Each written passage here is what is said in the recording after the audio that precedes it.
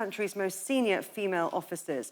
She's had many high-profile roles and took on her current position at the end of last year to lead policing on the government's plans for police reform. So we are in good hands. Over to you. Thank you so much. Thank you. Hoping this works. It does. Hello, and thank you for inviting me to speak today. Really great to come here, but I feel like this is probably one of the toughest gigs I'll have in this work on police reform, because I'm really conscious that whatever I do and whatever I leave, you're going to be the leaders in policing who are picking this up and using it and working in the system in the future. So please do ask the tough questions today. I'm really looking forward to speaking to you about it, and also a great opportunity for me to talk about a little bit about what it's been like to move from a policing role into working alongside Home Office officials day to day. So as said, I'm Louisa Rolfe. My day job until November, December last year was an assistant commissioner responsible for frontline policing in the Met, so the 32 boroughs of London and our specialist crime teams. But my policing career, I'm in my 34th year. I spent 25 years in Avon and Somerset, up to the rank of ACC before moving to West Midlands Police, very close by, and it was lovely to travel through Birmingham today, where I went there as deputy chief for nearly 5 years. So fondly looking back on a lot of my policing career, but also full of, I think, optimism about what the future might offer for policing, despite the challenges we currently face. So, a little bit about the police reform work. So when the new government came into power last year, they set out a very clear Safer Streets mission. For those of you who've worked in policing for some time, I'm sure you took in quite a sharp intake of breath when they set out their very ambitious plans to halve violence against women and girls, to halve knife crime, to increase confidence in the criminal justice system, including policing. And the Home Secretary, about a year ago now, set out a plan for police reform and announced that the development of a national centre for policing that would encompass the National Police Air Service, forensic services, commercial procurement across policing, and digital data and technology. That work is part of a programme called the Police Efficiencies Collaboration Programme, which has been underway within the Home Office for some time. It's not without its challenges, but it has a very clear plan and a timeline that by April 2027, that National Centre of Policing will be in place, and it will be delivering data and technology consistently across policing for you. It will be taking opportunities around commercial procurement. So the challenges we often grapple with of why can't we have one type of police vehicle for different functions, and why can't we exploit the opportunities in the market as one of the biggest purchasers in the UK. So some great opportunities coming down the track, but that's still quite a long way away, isn't it? And if you speak to chiefs, and I'm at Chiefs Council later this week to talk to them about the work that we're doing, they're dealing with challenges here and now. Many forces are talking about financial pressures. Many forces are talking about why it's so difficult to scale brilliant innovation, technology and science across policing as quickly as we'd like to, because much of the brilliant innovation comes from the ground floor up, doesn't it? Brilliant people who are motivated in policing and have great ideas and see ways of delivering better services to the public. So a lot of our work is really focused on that. But when I first took on this role, it was very clear what the government wanted to achieve. It was very clear that they'd set out a programme for police reform. They'd additionally set out objectives around workforce, our workforce challenges, addressing workforce wellbeing, and it's great that you've got such a focus on workforce today. Really challenging that in policing we don't have one national workforce strategy, and often we're making decisions 43 different ways, if not 86, if you take into account our local governance arrangements, for things like recruitment plans, midterm financial planning, and often those things won't necessarily take into account where our workforce might need to be, whether that's in a regional collaboration to deliver in a ROCU, in counter-terrorism policing. So there's always a tussle and a gap about where you get your resources and where your best resources land in policing, and we always fall short. So They were very keen to address workforce, very keen to address the issues of conduct that you will have seen, the horrific stories that we see in the news, sadly, too often, and the challenges of things like vetting as a really effective protection for us as a service and for the integrity of our service. So lots of work already underway in the Home Office. But when I came into this role, we worked very hard to persuade the Home Office team that actually being co-located alongside them would bring many benefits. And so from January of this year, I've been based at Marsham Street with a team of officers and staff from across policing, alongside Home Office officials and staff from the Association of PCCs. And we work very collaboratively. It's a little bit different because, as you'll appreciate, civil servants have quite different terms and conditions. It's been an eye-opener working so closely alongside government and understanding their aspirations. But also I see my job as very much ensuring that the work we deliver has got to work for our workforce, and it's fundamentally got to support our workforce to deliver better for communities.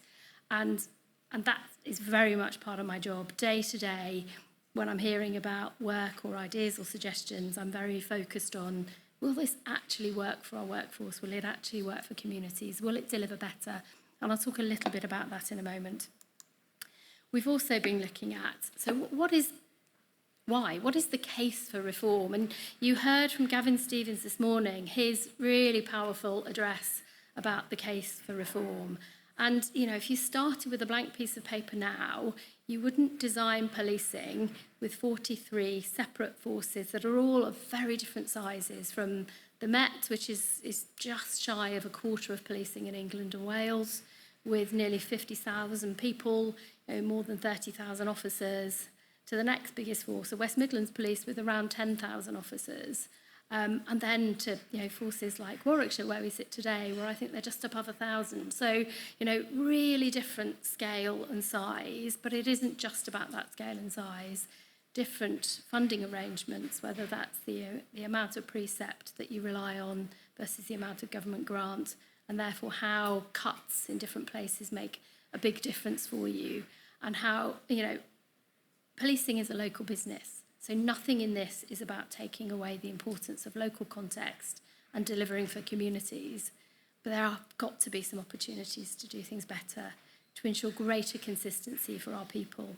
And when you look at this problem statement, I've been really, really clear in my conversations with colleagues from the Home Office that when you talk about confidence in policing, confidence in our service is still relatively high.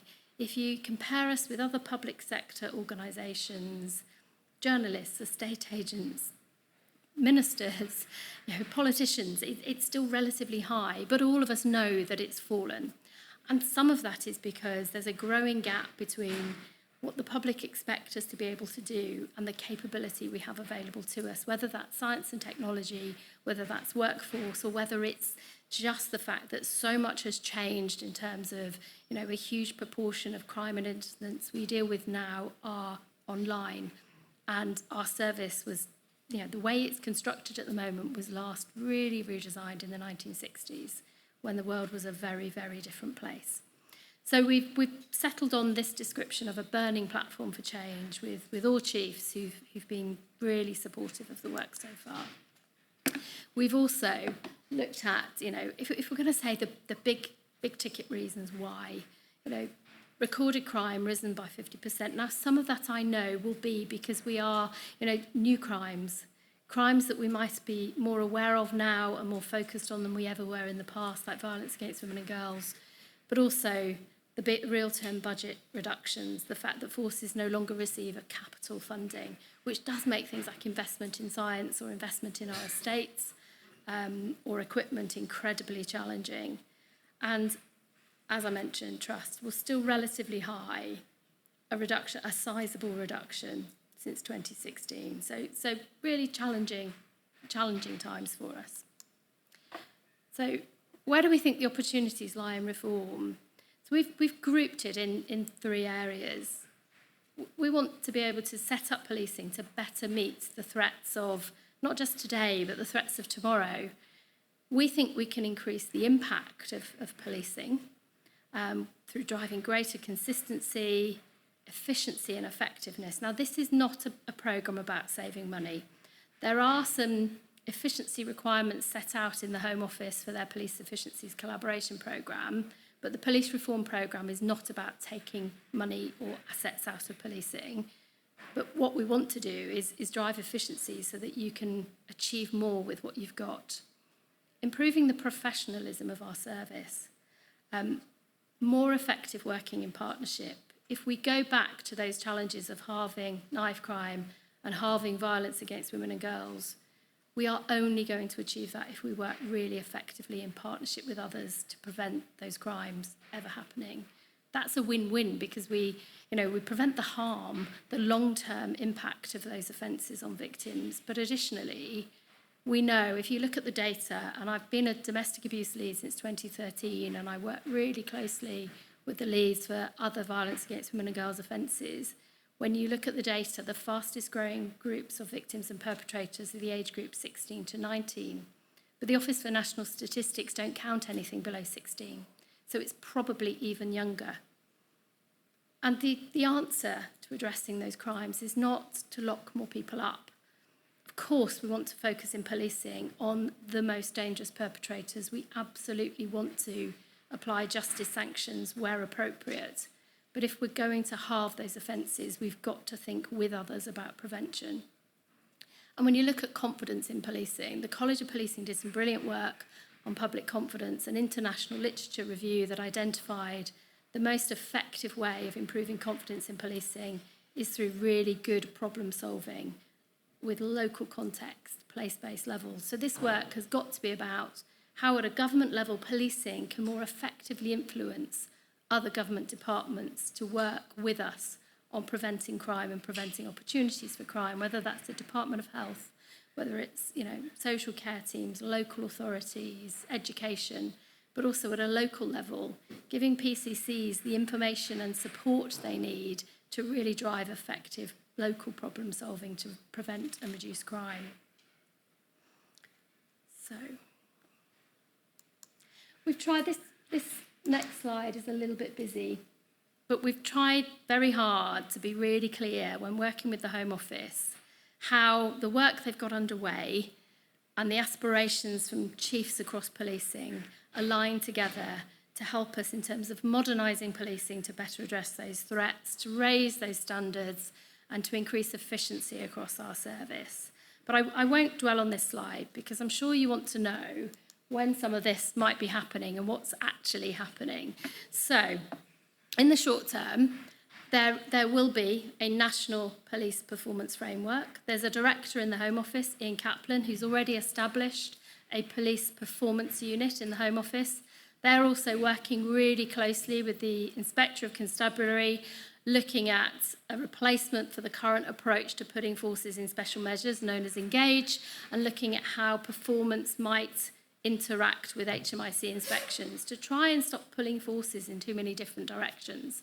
They've been really clear this is not about producing a league table where some forces are good and some are not so good, and it is more about early identification of challenges, effective support.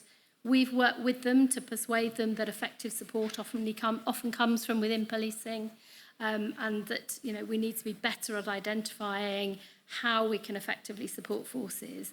But I think the big opportunity in this as well is about identifying the things that enable or inhibit police performance.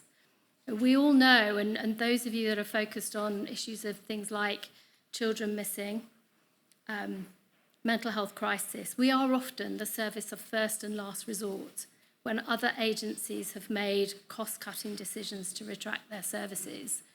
And that has a huge impact on our ability to meet performance targets around responding.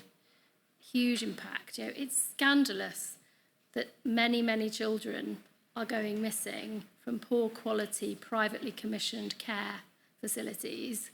And when they don't turn up within a curfew time, that's immediately a report of a missing person to policing.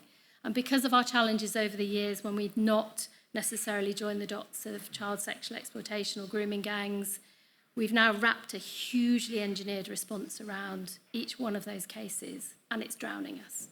And similar things are happening when people are in mental health crisis. We are not the best service to respond. Our people are ill-equipped and often outcomes are poor. And it's not fair to put our people in that position. We need to be working with health to really clearly think about how that is delivered better. And I know there have been some challenging stories about poor outcomes, but fundamentally, policing should not be the primary agency for responding to people in mental health crisis. So I think some of the opportunities in reform are not directly from having a performance framework.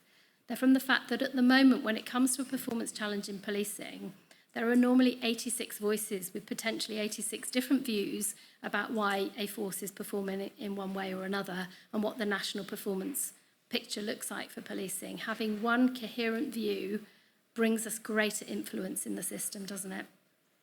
So other things happening in the short term.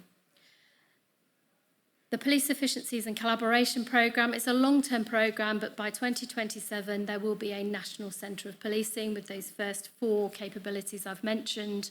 They're also looking at, in the short term, how you scale things like artificial intelligence across policing. They're looking at how you get some of the early wins that commercial could bring for us. So Blue Light Commercial have a top 10, but some of our challenges across policing at the moment are that we don't all agree on what those best commercial solutions might be. Now, naturally, if you look at a kind of national procurement framework, there might be some winners and losers, but we've got to look at how we bring our service together, because the prize for all of us is so much greater if we can do this. We've already got the National Centre for Violence Against Women and Girls and Public Protection. It's within the College of Policing. It's got a 3-year funding agreement, which I know is a positive development because all of us who lead national capabilities have been grappling with 1-year funding arrangements for some time. And also a real commitment from the team in the Home Office who lead on misconduct to deliver the accountability review that came from the challenges faced after the tragic shooting of Chris Cabot in London. So things happening in the short term. In the medium term, I mentioned that National Centre of Policing from 2027. There is lots of work underway as well, looking at what the opportunities are around workforce reform. A national workforce strategy is under development at the moment. There's lots of work, I know, underway with the MPCC lead, Jason Hogg, but also looking at opportunities like the transferability of skills, like, I think Chiefs had landed really well with the last Home Secretary, and I know they're going to do the same with the new one, the challenges of the fixation with officer numbers. Now, whilst that is, we know from our conversations with academics, like from places like LSE, that the public are very interested in officer numbers, but we need to move beyond that narrative to have a better kind of proxy for confidence in policing than police station front desks open and officer numbers, because the reality is that actually we need an appropriately skilled and capable workforce, which is probably less officers, more professional staff, and a workforce mix that can best tackle the threats that we face. Work on culture and well-being in particular. We're working quite closely with the Oscar Kilo team about what the policing covenant and well-being improvements could look like across our workforce. And I think ringing in my ears the findings from the work by Operation Soteria around the causes of eroding empathy in our workforce when it comes to rape and sexual offences, the fact that our people experience more exposure to trauma than the NHS frontline did during COVID, the fact that they grapple with overwhelming caseloads every day, and just listening to I'm not sure if others can hear what's going on next door in the canteen, but we might need to go and carry out an intervention in a moment. And I might be a bit rusty, so I might need some of you that are closer to the front line. But anyway, we won't be distracted by that. So lots of work underway, and also we're having a quick look at the moment at the strategic policing requirements, but in the medium term, that work will develop into a set of national policing priorities for policing, because you've all seen over the last few years there's been a little bit of shoehorning things like VORG into the SPR. We recognise that government are grappling with a better way of influencing our focus and our priorities, and the way that we're currently envisaging this is probably, and also grappling with the fact that In a local force, you might have a local police and crime plan for your PCC, which has got you focusing over here. You've got your force objectives based on your strategic assessments of threats and your FMS, and then you've got national priorities. We're looking at what we might do to reconcile that, and potentially for PCCs, their police and crime plans being probably a little bit less a la carte and a little bit more set menu with a bit more national direction on what that looks like. And we're working with the College of Policing on what comes out of the Centre for Police Productivity. And then longer term, so police chiefs have set out a really clear ambition to the last Home Secretary and the new Home Secretary, that if we're really going to make a difference for policing, we should start looking at how we might redraw some of the boundaries that have constrained us for so long.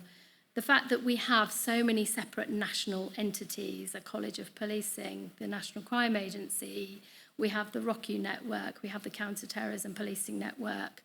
Now, of course, there's a lot that's really special in those entities, so that's why this is to the right of this timeline, and a National Centre of Policing will need to be tested as appropriately load-bearing before we might remit some of those really special capabilities to within it. So lots of work underway at the moment, but the long-term ambition is that we would declutter and streamline that national set of capabilities to more effectively support policing. Our working assumption at the moment is that there is no change to the 43 force boundaries. However, we know that the devolution work may lead to some mergers, and government are open to that. We do know we've got a new Home Secretary who might have a different appetite for that conversation. So it's not off the table, and I know a number of chiefs will want to talk about that again, because we do know that it somewhat constrains the limits of what we do. And we are working with government on what spending for policing looks like, and a review of police spending. In the short term, I'm really focused on, and if any of you work in the regional space, in specialist capabilities, at the moment, there's national grant funding for policing, there's the precept you get from your PCC, and then there's an extra 300 million that comes into policing for distinct sets of capabilities that over the years, MPCC leads have persuaded Home Office officials that if you give us some money to deal with this thing, and they're often on a one-year funding. So an awful lot of your time, and I bet it's at your level, at superintendent level, you're having to justify those funding bids year on year. You're dealing with the challenges of recruiting people into those teams, often borrowed from elsewhere, because it's 1 year, you don't backfill them. So that can be challenging too. But then also, when you get towards the end of the year, you're worried about, will your funding continue? So you let some people slip away. So actually, in reality, you're probably getting about a full 6 months for your 1 year's funding. It's a really inefficient way of funding capabilities. But also, if we had a blank piece of paper and we set out where all of that money goes, and then we compare it with our assessment of threats, I bet they don't match. So there's definitely some opportunity in the short term for us to work with you in thinking about, if we started again, how would we want to spend that 300 million? Now, there's some really important capabilities in there. It includes things like county lines capabilities, our approach to organised immigration, crime and modern-day slavery. But I think it needs a fresh look. So we're doing some work in the short term to look at that too. We're also looking at how we can work better with the criminal justice system in working with prosecutors and others, and great that there are developments in things like redaction, but I'd really love to push for things like better use of early guilty pleas cases, because we know 80% of people plead guilty when they go to court, but not until their third hearing. Yet I bet it's about 3% that you put through as an early guilty anticipated plea file, and all of our people are doing that work on full files. So loads of opportunities out there and things that we can do. And we know why we've got to where we've got to with much of this, but often really, really hard to go back, isn't it? Okay, so hopefully that gives you a sense. And I mentioned preventing crime. It's a golden thread through this work. We're really clear as well that delivery of neighbourhood policing and protecting neighbourhood policing is an important way of preventing crime through local problem solving, but ensuring that there's a real balance between what you have at a national level, at a regional level, and how those national and regional capabilities are very customer focused when it comes to serving the local. Better exploitation of data and technology is a given, and trying to match our capabilities against need and then funding to follow that. And then real consistency for our workforce and for the public. We hear so often about that postcode lottery, and it happens so many times in different aspects of policing. So, how is this work all being governed? Apologies for the kind of the diagram. I'll try and explain this in the best way. So, there is a national policing board. There's been a national policing board for many years, chaired by consecutive Home Secretaries. It has a small subset of chief constables who attend it. The Commissioner of the Met always attends. The lead for CT Policing, the Director General of the NCA, Gavin Stevens as the Chair of MPCC, but also a number of PCCs attend, and particularly Emily Sperrell, who's the Chair of the Association of PCCs. That board is up and running, and it's the ultimate sort of governance for our work. The new permanent secretary, she has established a steering group. It's not a decision-making board, but it's a bit of a clearinghouse. It's an opportunity for her to sit down with a cross-section of chiefs, and we've introduced into that group as well chiefs from outside of London. So Steve Watson attends that. Serena Kennedy was attending, so I think it would be Rob Carden now from Merseyside, Rachel Kearton from Suffolk. So we've got a sort of a mix more of the kind of metropolitan and more rural and smaller forces as well. Of course, it's always a struggle for this to be representative, and I think it will change and evolve over time. The Director General from the Home Office, Richard Clark, chairs a cross-system reform board, which is more of the programme board for police reform. So I attend that along with a number of those other chief officers and senior officials, so the directors from the Home Office who are leading various programmes of work. And then I've established a design authority, because I think it's really important. We've got an opportunity where we bring together all the various leads of different programmes of reform, and we're really clear about the interdependencies of that work, where we do work to deconflict our assumptions on benefits, to be really, really clear about where we might all be putting too much pressure on different bits of the system. And we've established a portfolio management office. So for those of you familiar with projects and programmes, we've got a PMO team that are really keeping us on track. And then at the bottom there, you'll see all the different work areas that are underway in reform.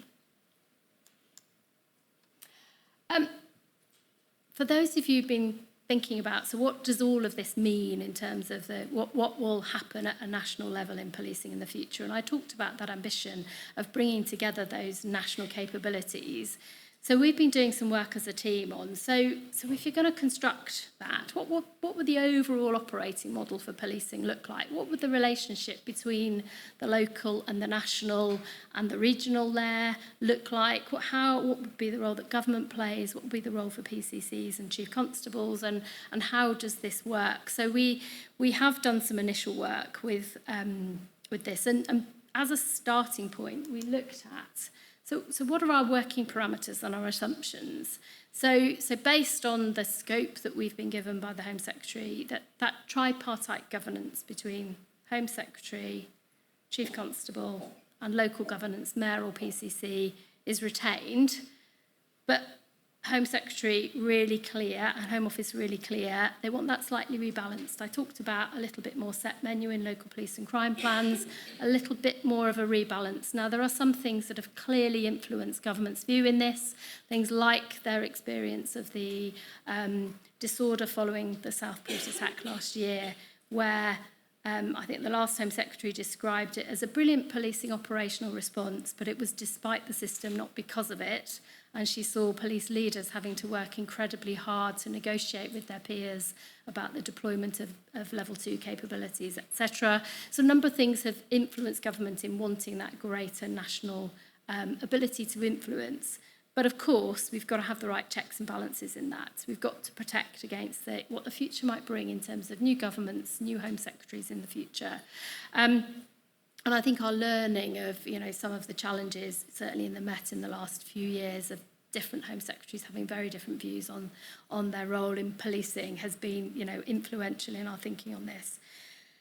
Whatever we do, the change has got to deliver greater scope for improvement in one or more of these areas: effectiveness, efficiency, and public confidence. We've got to have a principle of trying to strip out duplication, but we've got to better address threat, harm, and risk. And whatever we do at all levels, a new landscape has got to deliver identifiable, measurable customer service benefits for the policing system and for the communities of England and Wales. And then on the back of that, we developed some design principles for our work. So one of the really important tenets of policing in the UK is operational independence and communities as our priority for policing services. And we've got to gear the system so that we've balanced national priorities with local need. We know, and the very clear steer we've had, is a strengthened Home Office role in the enablement, delivery and direction of policing services, a stronger centre in policing to increase coordination, direction and standard setting, and then some reforming of governance to enable that stronger centre, but accountable to the local. Streamline specialist capabilities, and we, as we've started to look, there's work being done over a number of years, and really good quality work. So Craig Mackey in 2018 looked at where specialist capabilities sit at national, regional, and local level. Some of it is just a kind of, it's a fact of history, isn't it? I was speaking to John Robbins in West Yorkshire last week about mounted. It would. If only it were easy for us to say, well, you all have this many horses and everyone will have a mounted section. Well, it doesn't work like that, does it? And horses are not particularly mobile things that you can get from one end of the country to another very quickly.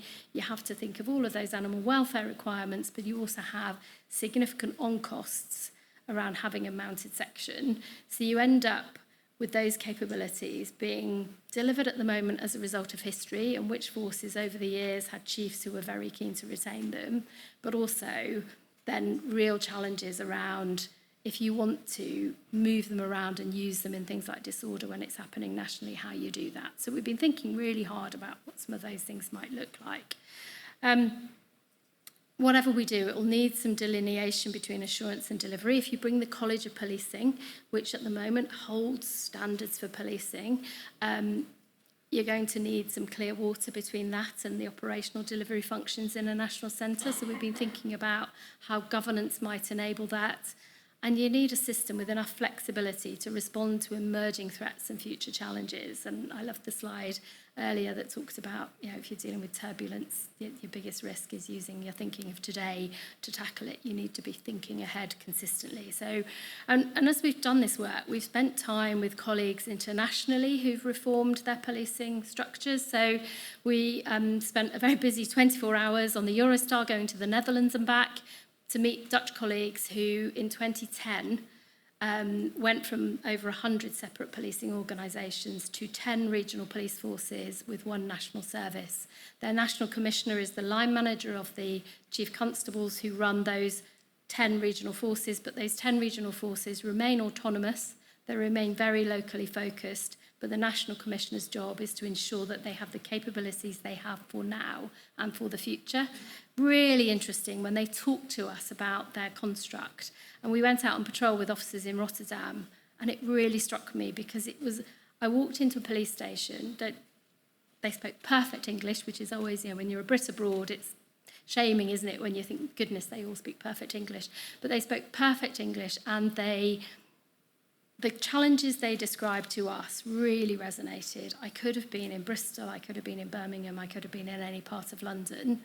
But when I talked to them about, so what's different with your reform, I asked about kit and equipment. They described it as slicker, better, more tuned into their need, but also easier to obtain, more consistent. They felt they could transfer to other bits of their policing system with ease. So it was really heartening to hear that. We've also spoken to colleagues in Japan, in Norway, in America, in Denmark. We're currently looking at, we haven't travelled to all those places. Those have been Teams calls. We've only been to the Netherlands, but it's been a really interesting and heartening journey. They also had some salutary lessons for us. It'll cost more than you think it will.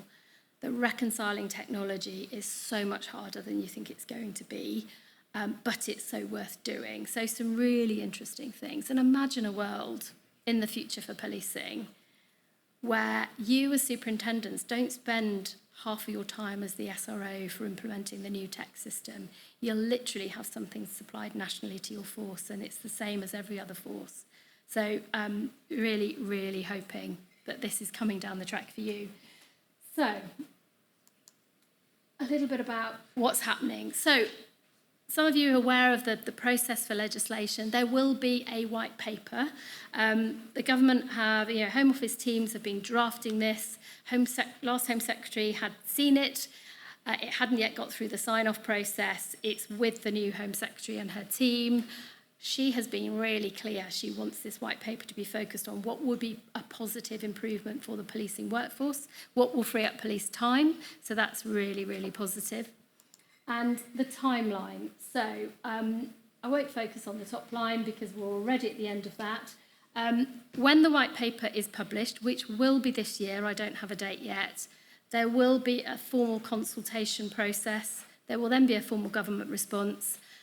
The first sort of opportunity for anything coming from that white paper to get through legislation, so the legislation to create the National Centre of Policing, will be likely May 2026, and then through royal assent, early 2027, to enable that first National Centre of Policing. I'm conscious of time. So the contents of the white paper, as you would expect, a real focus on setting up policing to succeed, neighbourhood policing, a stronger national approach, stronger local policing governance, and that isn't about more PCC powers. It is about PCCs having greater influence over local partnerships, improving police performance, raising standards, unleashing power of data and technology, workforce and preventing crime. And then finally, a little picture of our team, just I think to represent that we are very much a joint team. So me, along with two deputy directors from the Home Office, a senior lead from the Association of PCCs, and a very mixed team from across policing, the NCA, the College of Policing, HMIC, FRS, the Home Office. So a mixed team. And much of this I've already covered, the key things that we're very focused on at the moment. So I think that's probably me done.